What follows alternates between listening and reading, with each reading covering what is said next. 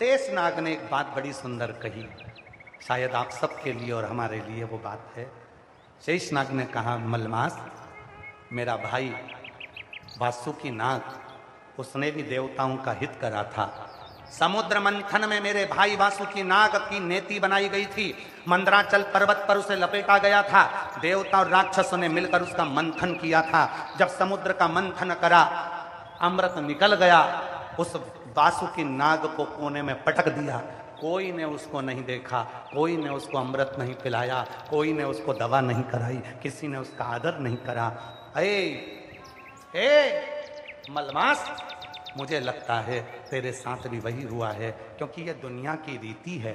अपना काम करवाने के बाद लोग लात मार देते हैं, उसको धकेल देते हैं, उसका सम्मान नहीं करते। ये दुनिया की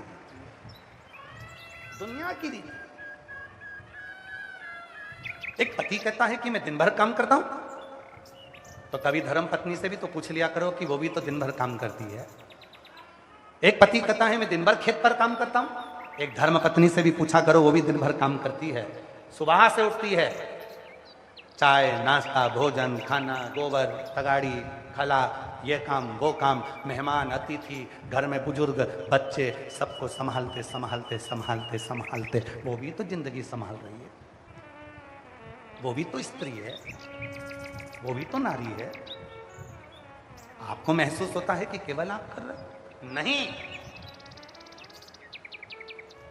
कभी ये मत कहो कि मैं अकेला कर रहा हूं। तुम्हारी जो अर्धांगिनी है वो भी तुम्हारे साथ कदम से कदम मिलाकर तुम्हारे परिवार को संभाल रही है, तुम्हारे परिवार को देख रही है, वो भी तो देख रही है। पर सम्मान उसको नहीं मिला।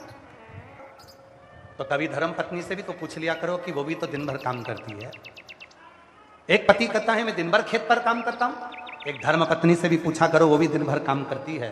सुबह से उठती है, चाय नाश्ता भोजन खाना, गोबर तगाड़ी खला, ये काम वो काम, मेहमान अतिथि, घर में बुजुर्ग बच्चे, सबको संभालते संभालते संभालते संभालते वो भी तो जिंदगी संभाल रही है।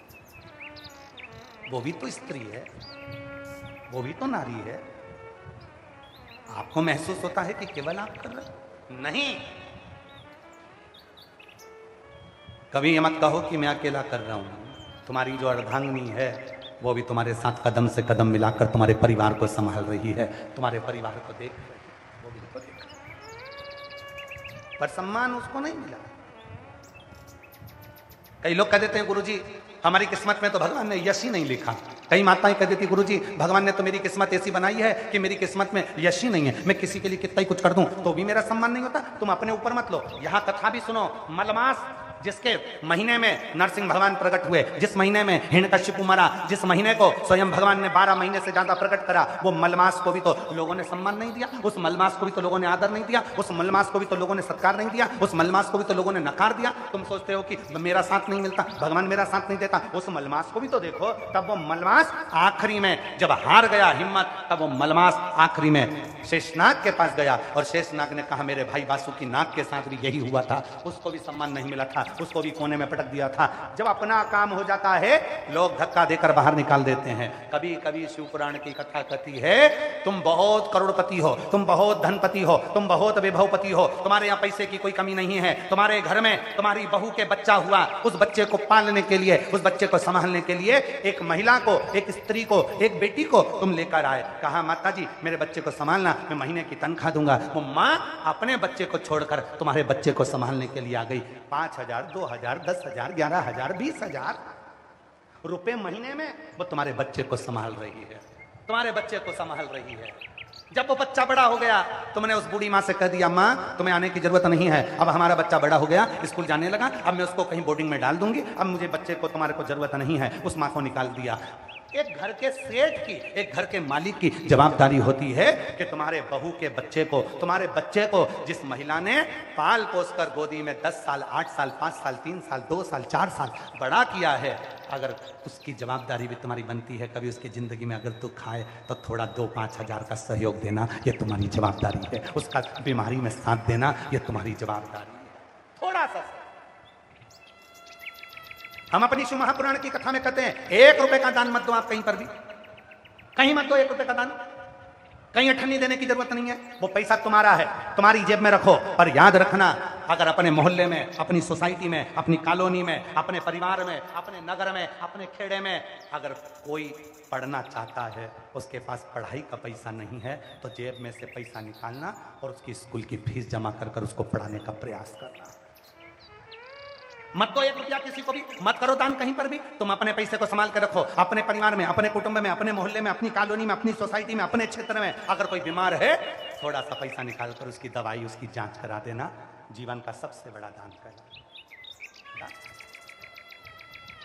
आइए कभी सीहोर, पूरे धरोंडा वासियों को हमारी ओर से निमंत्रण है, कभी सीहोर आओ, आकर देखो जो तुम झोली में दान देते हो बिठले सेवा समिति को या बिठले सेवा समिति के कार्यालय पर अगर 1 रुपया भी जमा करते हो तो आकर देखना, आकर देखिए 2000 बच्चे के स्कूल की फीस, उनकी ट्यूशन, उनकी कोचिंग, साथ में हॉस्पिटल में निशुल्क दवा, एम्बुलेंस, यहाँ तक कि वहाँ पर पूरी जांचें सब निशुल्क, अन्न क्षेत्र सब निशुल्क। 20,000 लोग, 25,000 लोग सुबह से शाम तक भोजन करते हैं प्रतिदिन निशुल्क। विवाह निशुल्क, कन्यादान निशुल्क। कभी आकर दर्शन करिएगा तो आपको लगेगा कि हमारा दान किया हुआ कहाँ लगा। मत करो 1 रुपया दान, अपनी जेब में रखो, पर अपने परिवार में, अपनी कॉलोनी में, अपनी सोसाइटी में, अपने मोहल्ले में, अपने खेड़े में, अपने गांव में, अपने अड़ोसी पड़ोसी को भी देखो। अगर कोई बच्चा पढ़ना चाहता है, कोई बच्चा एजुकेशन करना चाहता है, अपने बच्चे को तो पढ़ा ही रहे हो, साथ में उस बच्चे को भी पढ़ाओ, उसकी भी एजुकेशन कराओ, उसको भी पढ़ाओ। बेटियों को हम फिर निवेदन करेंगे, कई लोगों के मन में आता है बेटे को पढ़ाना है, बेटी को नहीं पढ़ाना है, पर निवेदन है आप सबसे कि अपनी कैपेसिटी से ज़्यादा अपनी बेटी को पढ़ाने का प्रयास करना, एक दिन वो भी नाम रोशन करेगी तुम्हारा। पढ़ाओ, उच्च शिक्षा की जरूरत है उसको, एजुकेशन की जरूरत है उसको, धन की मुंह। कल एक माता ने प्रश्न किया था, अगर वो बेटी हो तो उठकर खड़ी हो सकती है। जिसने प्रश्न लिखा था कि मैं मंदिर में जल चढ़ाने के लिए जाती हूँ और मेरा पति नहीं है, शांत हो गया, मैं तांबे के लोटे से जल चढ़ाती हूँ तो वहाँ पर मुझे बहुत सारे लोग टोकते हैं, कहते हैं कि तुम विधवा हो, विधव्य हो, तो तांबे के लोटे से जल मत चढ़ो। अगर कोई माता वो बेटी हो यहाँ तो हाथ हिला सकती है जिसने वो प्रश्न लिखा था। अगर कहीं बेटी हो तो हाथ हिला सकती। मुझे कई लोग टोकते हैं कि तुम्हारा पति नहीं है, तुम तांबे के लोटे से जल मत चढ़ा। मेरा उस बहन को निवेदन है, मेरी जीजी, जिन्होंने तुमसे कहा कि तांबे के लोटे से जल मत चढ़ाओ, उससे पूछना कौन सी पुराण में लिखा और कौन से शास्त्र में लिखा और कौन से वेद में लिखा।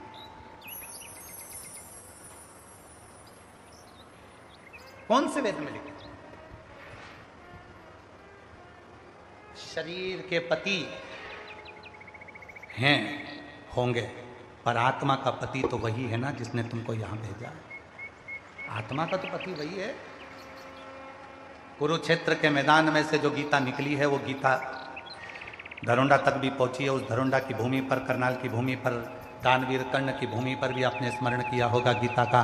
गीता में लिखा है, ना इस आत्मा को शस्त्र काट सकता है, ना अग्नि जला सकती है, ना वायु सुखा सकती है, कर सकता है, ना इसको कोई मार सकता है। ये आत्मा तो अजर अमर है। जब ये आत्मा अजर अमर है तो इसका पति भी अजर और अमर है, वो कभी मरता नहीं है। तो ये आत्मा हमेशा अखंड सौभाग्यवती है। इसलिए जल तांबे के लोटे से चढ़ाने में कोई हर्ज नहीं है। तुम सब चढ़ाओ, चाहे तुम्हारी अवस्था में चढ़ाओ, चाहे सौभाग्यवती होकर चढ़ाओ, चाहे जैसी अवस्था में हो वैसे चढ़ाओ, कोई दोष नहीं है।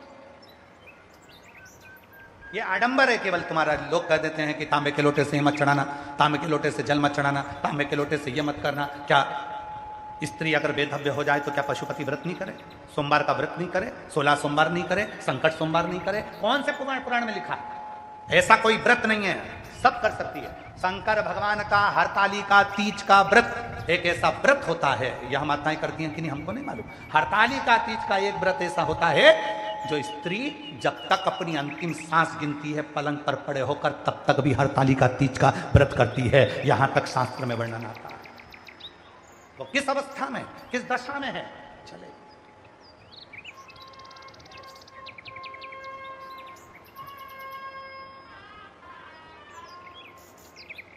किसी ने कहा कि कपड़े बदलो, किसी ने कहा ना जाने कैसे कैसे कपड़े पहने रहते हो, ना जाने कैसे कैसे कपड़े पहने रहते हो, ना जाने कहां कहां होकर आते हो और भगवान के मंदिर में चले जाते हो। अरे भाई, कपड़े बदलने से अगर भगवान मिलता होता तो शोरूम में एक से बढ़कर एक पुतले टंगे हैं जिनके रोज कपड़े बदलाते हैं, सबसे पहले भगवान उन्हीं को मिल जाता। कपड़े बदलने से परमात्मा कभी नहीं मिला। अगर मेरा शिव मिला है तो कलेजा बदलने से मिला है, कपड़ा बदलने से शंकर कभी नहीं मिल पाया। बहुत सारे मिलेंगे तुमको ज्ञान देने वाले, कपड़े गंदे हो गए, तुम वॉशरूम गए, तुम वहां गए, तुम वहां गए, तुम ऐसे गए और तुमने उसी कपड़े पर भगवान को जल चढ़ा दिया, तुमने उसी कपड़े पर पूजन कर ली, तुमने उसी कपड़े पर भजन कर लिया, तुमने उसी कपड़े पर भगवान की भक्ति कर ली, तुमने उसी कपड़े में भजन कर लिया। अरे भाई, शिव महापुराण की कथा कहती है शिव हमारा पिता और माँ जगत जननी दुर्गा भवानी हमारी माँ। और ये बच्चा जो जन्म से ही गंदा है, जो जन्म से ही गंदा है, मनुष्य तो मरते दम तक उसके शरीर में मल और मूत्र रहता है, तो वो तो हमेशा ही गंदा रहता है। ये बच्चा उसका हमेशा गंदा है। उस माँ बाप को भी मालूम है कि मेरे बच्चे को गले लगाना है। कभी माँ बाप अपने बच्चे से ये नहीं कहते कि पहले नहा के आ फिर मेरी गोद में आ, पहले नहा के आ फिर मेरी गोद में आ। माँ बाप कभी नहीं कहते, माँ कभी नहीं कहती अपने बच्चे से मैं तुझे दूध जब पिलाऊंगी जब तक नहाएगा नहीं, पहले नहा फिर मैं तुझे दूध पिलाऊंगी। बच्चा बिलख रहा है, बच्चा रो रहा है, बच्चा चिल्ला रहा है, बच्चा किरकारी भर रहा है, छोटा सा बच्चा, और माँ कह रही है इसको नहलाना पड़ेगा, माँ कह रही है इसको स्नान कराओ पहले फिर मैं इसको गोदी में लूंगी, इसको पहले स्नान करा के लाऊं क्योंकि इसने गंदगी करी थी, पहले इसको स्नान करा के लाऊं फिर मैं इसको पानी पिलाऊंगी। नहीं, माँ ये नहीं देखती कि तेरा कपड़ा कितना गंदा है, माँ ये नहीं देखती कि तेरा कपड़ा कितना गलत है, माँ ये देखती है कि बस मेरे बच्चे ने पुकारा है और मुझे उसको स्तनपान कराना है, दूध पिलाना है, मुझे गोदी में लेना है। उसी तरह परमात्मा भी ये नहीं देखता कि तुम्हारा कपड़ा कैसा है, परमात्मा तुम्हारा कलेजा देखता है, तुम्हारा दिल देखता है, तुम्हारा मन देखता है, तुम्हारा चित्त देखता है। वो ये नहीं देखता कि तुमने कौन से कपड़े पहने, कौन से कपड़े, किस कपड़े को तुम पहने हो, किस वस्त्र को तुमने पहना है। कई लोगों ने तो अपने प्रवचन में कह दिया अच्छे कपड़े पहनो तो भगवान को छुओ, और वो बुरे कपड़े पहने पहने अगर उसके प्राण छूट जाएं तो भगवान को कब छुए, भगवान को कब भजे। अरे महाभारत में तो यहां तक कह दिया, श्रीमद् भागवत कथा में तो यहां तक कह दिया कि द्रौपदी तो रजस्वला धर्म से थी, 3 दिन का रजो धर्म द्रौपदी का था। उस दिन द्रौपदी अपने केस धोकर आई थी, रजो धर्म में द्रौपदी थी, और द्रौपदी उस रजो धर्म के समय पर भी भगवान को पुकार रही थी, तो भी भगवान आए और उसका चीर बढ़ाया। अर्थात हमारा शास्त्र, और कई लोग कह देते हैं रजो धर्म के समय पर भगवान का नाम मत लेना, रजो धर्म के समय पर भगवान का भजन मत करना, रजो धर्म के समय